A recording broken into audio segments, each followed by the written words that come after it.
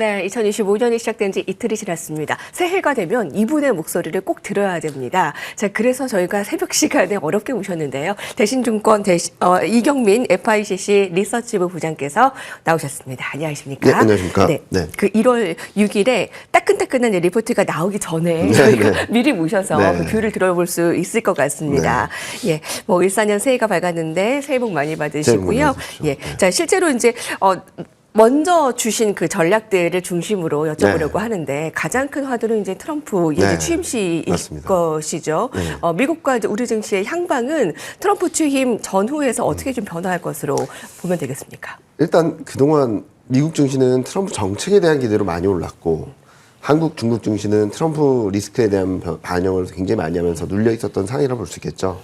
그렇게 본다면은 트럼프가 취임한 이후 지금 시장이 걱정하는 것만큼 빠른 속도로 정책을 시행하고 또 강하게 정책을 시행할지 좀 지켜봐야 되지 않을까라는 생각을 하고 있습니다. 무슨 말씀을 드리냐면 지금은 여러 정책에 대한 불확실성, 트럼프 관세에 대한 부담, IRA 법안 폐지 이런 너무나도 많은 정책 변화들에 대한 부분들을 시장이 선반영하고 있다고 생각하고 있거든요. 그런데 만약에 시장이 걱정하는 것만큼 빠르고 강하게 정책이 시행되게 된다면 아마 또다시 흔들릴 수밖에 없겠죠. 근데 반대로 정책이 시행된다 하더라도 시장이 걱정하는 것만큼 빠르지 않고 그리고 강하지 않다면 오히려 좀 안도감이 들어오지 않을까라는 생각을 하고 있습니다. 특히 트럼프가 취임하자마자 모든 걸 한다라고는 하는데 법안이나 또는 예산 관련된 거는 하기 쉽지 않거든요. 행정명령 이상으로 할 수 있는 것들은 별로 없고 그리고 지금 얘기한 것들에 대한 부분들도 실질적으로 액션이 취해질 수 있을지에 대한 의문이 많은 것들이 사실입니다. 특히 IRA 법안 폐지 같은 경우는 법안을 건드리는 거기 때문에 당장 되긴 쉽지 않다라고 생각을 하고 있고 관세부가 또한 무역대표부가 취임한 이후 그러니까 청문회를 통과하고 취임한 뒤에 본격적으로 시행될 가능성이 높아서 오히려 저는 트럼프 취임 이후 시장이 걱정하는 것만큼 트럼프 정책이 강하거나 또는 빠르거나 그렇지 않다라는 것들을 확인하면서 좀 안도감이 유입되지 않을까라는 생각을 하고 있거든요. 그렇게 본다면은 미국 증시는 좀 슬로해지고 중국과 한국 증시는 좀 정상화되는 과정을 거칠 수 있다는 측면에서 1기 때도 비슷했습니다. 트럼프 취임 전후로 해서 채권물이나 달러가 안정을 찾고 증시도 좀 위로 올라가는 모습들을 신흥국 증시들이 보여줬던 측면에서도 이번에도 1월 20일이 코스피 측면에선 배드 뉴스보다는 굿 뉴스에 좀 반응을 하는 그런 전환점이 되지 않을까라는 예상을 하고 있습니다. 예. 일기 때와 마찬가지로 이제 취임 이후에 조금 더 한국 증시는 안정세를 찾아갈 것이다. 네, 특히 이제 1월 20일 그 이후로는 다운 리스크는 좀 제한적이고 업사이드 포텐셜은 좀 큰 구간이다라고 봤습니다. 자, 그러면 이제 6개월의 그런 약세장이 1월을 계기로 좀 나아질까? 그 부분이 좀 핵심 포인트가 될 것 같은데요. 먼저 그 역대급 수출을 발표를 했는데 그런데도 일본 추월에는 실패한 것으로 보입니다. 정부에는 조금 못 미쳤는데 한국 경제는 좀 어떻게 예상해 볼 수가 있겠습니까? 일단은 수출이 좀 부진했던 거는 반도체가 굉장히 잘했는데 자동차가 좀 부진했고 그리고 다른 업종들이 좀 그렇게 세지 못했거든요. 역대 최대 수출이다라는 얘기들을 하고 있지만 일본이나 이런 쪽들에 미치지 못했다는 점들은 좀 아쉬운 부분이겠죠. 이런 부분들에 있어서는 아마도 한국이 수출 의존도가 여전히 높은 중국, 여기 중국 경기가 좀 빠른 속도로 개선되지 못했던 한계가 있지 않나라는 생각을 하고 있고요. 반면에 반도체 수출은 큰 폭의 성장을 이어왔고 12월 수출도 굉장히 견고한 모습들을 보여줬다는 측면에서 좀 긍정적으로 볼 수 있는 변수들도 충분히 있다라는 점들을 말씀을 드리고 있습니다. 물론 반도체에 집중되고 IT에 집중됐다는 점들은 한계라고 볼 수 있겠지만 최근 흐름들을 보면은 중국 쪽으로의 수출이 점진적으로 늘고 있고 중국향 반도체 수출도 개선세를 보이고 있다는 측면에서는 중국 경기가 조금 더 올라와 준다면 24년 수출 비중을 보면은 중국이 다시 19%를 넘어섰거든요. 이런 그림들이 나오게 된다면 저희는 충분히 한국 수출이 이제 더 나빠진다라고 보기보다는 조금 더 개선될 수 있는 여지가 충분히 있다라는 말씀을 드리고 싶고요. 그리고 또 하나 볼 것은 유럽이겠죠. 유럽이 전월 대비 전년 대비 수출 성장이 다시 드라마틱하게 좀 올라와주고 있는데 중국과 유럽 투톱이 움직이게 된다면 아마 한국 수출은 25년에도 걱정했던 것보다는 좀 나은 모습들을 보여주지 않을까라는 예상을 하고 있습니다. 다행히 수출은 이제 걱정했던 것보다는 좀 나아질 것이라는 네. 예상은 다행인데, 아니 경제 성장률이 좀 예상했던 것보다 좀 대폭 좀 하향 맞습니다. 전망됐잖아요. 네네. 이 부분은 괜찮은가요? 일단은 수출에 대한 걱정들이 아직까지 많이 남아있는 부분이고, 특히 유럽과 중국이 아직까지 경기 성장에 대한 확신이 없다 보니까 전반적으로 좀 베어리시한 전망들이 좀 반영되었다라고 보고 있고요. 또 하나는 국내 정치적 불확실성으로 인해서 내수 불안이 좀 커질 수 있다는 점들이 좀 경제 전망이 녹아있지 않나라는 생각을 하고 있습니다.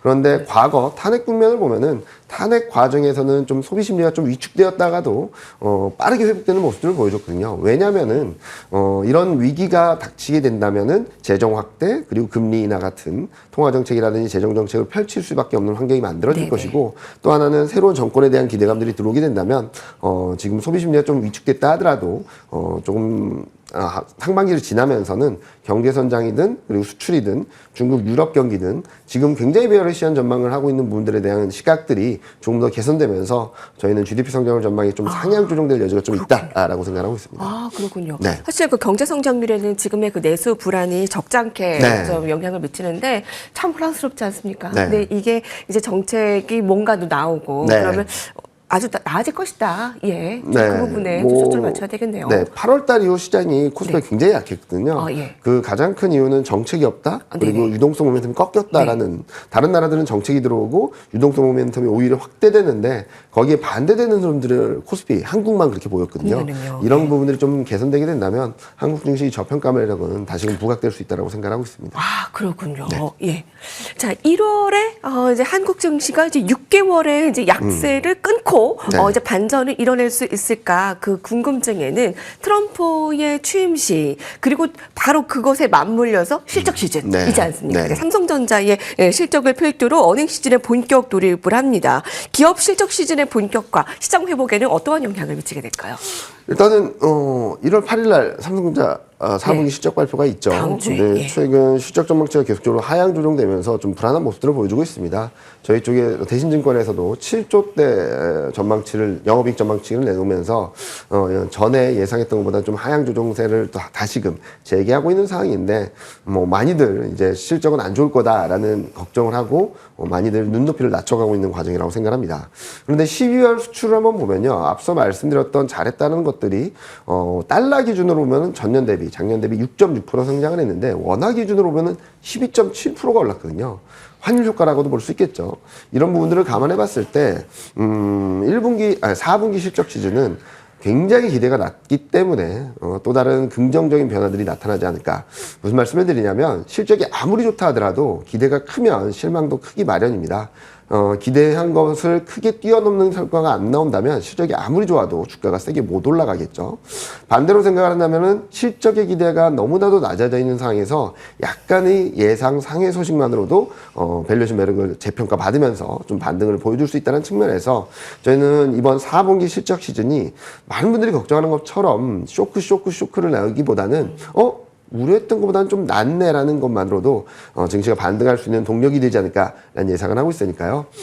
전반적인 수출, 환율 효과 등을 봤을 때 수출주에 대한 시각들을 조금씩 긍정적으로 가져가는 게 유리하지 않을까라는 예상을 하고 있습니다. 예. 눈높이가 참 낮아진 게 어떻게 보면 좀 반전이 될 수가 있겠네요. 네. 너무 이제 기대감을 갖게 되면 실망감도 갖게 되기 마련인데 이번에 뭐 뚜껑을 열어보면 많은 분들이 뭐 쇼크보다는 생각했던 것보단 괜찮네 이런 네. 계기가 될 수 있겠다라는 부분. 근데 아까 환율을 말씀해 주셨는데요. 2025년 초부터 코스피를 더 악재로 넣을 요인이 있을까요? 라는 그 질문에 많은 투자자분들께서 환율이라고 네. 대답을 하시더라고요. 네. 그러니까 환율이 수출주에는 뭐 좋은 영향을 미칠지는 모르겠지만 전반적으로는 좀 악재로 작용할 수 네. 있다는 우려감이 있지 맞습니다. 않습니까? 어떻게 네. 볼 수 있을까요? 일단은 환율이 여러 가지 변수이기도 하고 어떻게 본다면은 한국 경제를 가늠할 수 있는 리트머스 시험지 같다는 얘기들도 많이 하고 있는데요. 그래서 여러 정치적 불확실성이 있다 보니까, 그리고 달러 강세가 다시 한번 재개되다 보니까 1,470원대까지 가긴 했는데 뭐 등락이 있다 하더라도 저희는 여기서 추가적으로 레벨업 될 가능성은 높지 않다라고 생각하고 있습니다. 오히려 과도하게 반영된 미국 금리 인하에 대한, 그러니까 통화 정책에 대한 불안감, 지금 시장은 금리 인하를 한 번밖에 기대하지 않고 있거든요. 이게 정상화되는 과정에서 달러가 좀 안정을 찾고 국내 정치적 불확실성이 좀씩 해소되고 완화되는 것들로 보여주게 된다면 저희는 오히려 원달러 환율은 좀 하향 안정세를 보여줄 수 있다고 생각합니다. 이렇게 되면 두 가지 호재가 들어오게 되는데요. 원달러 환율이 레벨업된 데 따른 환율 효과를 기대할 수 있는 한편 달러 인덱스 원화가 좀 안정을 찾으면서 외국인 수급도 개선되는 이 두 가지 모멘텀이 맞물리게 된다면 아마 1분기 중에는 많은 분들이 걱정하는 것보다는 좀 긍정적인 증시 흐름들을 기대해 볼 수 있지 않을까 하는 예상을 하고 있습니다. 네, 그 얼추 이제 얘기해 주신 부분들이 이제 정리가 이제 되는데요. 정치적 불확실성도 지금 더 커지지는 않을 것이라고 보고 장기화되는지 여부가 중요한데 뭐 괜찮다라는 네. 의견까지. 자, 그러면 마지막에 이제 우리 이번 회의의 중요한 부분은 금리 인하의 속도가 맞습니다. 아닐까 맞습니다. 싶습니다. 네. 자, 금리 인하가 한 서너 번 할 것이다라는 예상과는 달리 한두 번 아니면 아예 안 할 것이다라는 그 우려감이 크게 다가올까요? 네. 최근 물가가 좀 반등을 했죠. 그런데 물가 반등 요인들이 좀 일시적 요인들이 많습니다. 조류 독감 때문에 음식료 값이 올랐고, 그리고 허리케인 이슈 때문에 상품이나 유가들이 올랐고요. 이런 영향들이 있어서 반등을 했는데, 시장은 좀 연준은 여기에 좀 매파적인 스탠스로 대응을 했죠. 그런데 여기서 문제는 시장이 너무나도 매파적으로 갔다는 거죠. 지금 연준의 전망치는 점도표는 올해 안에 2번 금리 인하하고 내년에 2번 금리 인하하고 27년까지 1번 금리 인하. 금리 인하 속도는 더뎌져도 인하 사이클은 유효하다라고 하는데 지금 시장에서는 3월 또는 5월에 금리 인하하고 멈출 거다라는 전망을 하고 있거든요. 이렇게 본다면은 굉장히 매파적인 스탠스 극단에 도달해 있는 상황이라서 더 매파적으로 가기보다는 9일날 FOMC 의사록이 나오는데 의사록을 확인하고 물가가 더 이상 반등하지 않는다. 오히려 상반기 중에는 하향 안정세를 보이게 된다면 저희는 연준의 스탠스도 점진적으로 완화되고 지금 극단적인 매파적인 상황 스탠스를 보여주고 있는 시장의 컨센서스도 좀 정상화되고 금리 인하 기대를 다시금 사나가면서 상반기 중에는 금리 인하 가능성을 좀 더 열어놓을 수 있지 않을까라는 말씀을 드리고 있습니다. 이런 그림들이 만들어지게 된다면 달러 인덱스와 채권금리가 좀 하향 안정세를 보여주면서 증시에는 좀 우호적인 투자 환경을 만들어줄 수 있을 것으로 전망하고 있습니다. 아, 예. 이경민 부장께서는 이제 1월 6일자로 1월 전망 이제 내보내실 예정인데 그거 전에 저희가 미리 간단한 뷰 체크를 드리고 좀 자료 코멘트 보기 전에 이렇게 직접 듣는 얘기 보고 있습니다. 마지막으로 뷰를 좀 볼게요. 좀 긍정적으로 지금까지는 좀 풀어주신 것 같아요. 네. 어떻게 전략 세울까요? 지금 거의 저희는 2,400선대 또는 그 밑에서는 굉장히 딥밸류 구간이라고 생각하고 있어서 적극적으로 비중을 확대해도 괜찮다 또는 비중이 이미 많으신 분들은 좀 기다리는 전략이 유효하다라고 생각하고 있습니다. 저희가 25년 코스피 타겟을 3,000포인트까지 제시드리고 있는데요. 상반기 중에는 좀 충분히 갈 수 있는 레벨이다라고 생각하고 있습니다. 정말요? 네. 지금 워낙 여러분들이 상상하시든 그렇게 상상하지 못했던 악재까지 증시에는 다 반영되어 있거든요. 그런 것들이 조금씩 하나씩 풀리기만 하더라도 증시는 분명히 정상화될 수 있다고 생각하고 있고요. 여기에 중국과 유럽 경기가 조금씩 살아나는 모습을 보여주고 물가가 안정되는 모습들을 재개하게 된다면 아마 상반기 중에는 달러 안정, 채권금리 안정, 여기에 수급 개선 그리고 실적도 많은 분들이 걱정하셨던 것보다 좀 나은 그림들을 보여주면서 증시 업사이드를 좀 높여주지 않을까라는 예상을 하고 있습니다. 특히 반도체는 워낙 많이 눌려 있고요. 그리고 성장주라고 할 수 있는 2차전지, 제약바이오, 인터넷, 그리고 실적이 워낙 좋은 기계 조선, 그리고 중국 소비주까지 한번 바라보신다면 아마 올해 상반기 중에 충분한 수익을 내실 수 있겠다는 생각을 하고 있습니다. 예, 이경민 부장님과 함께했습니다. 감사합니다. 네, 감사합니다.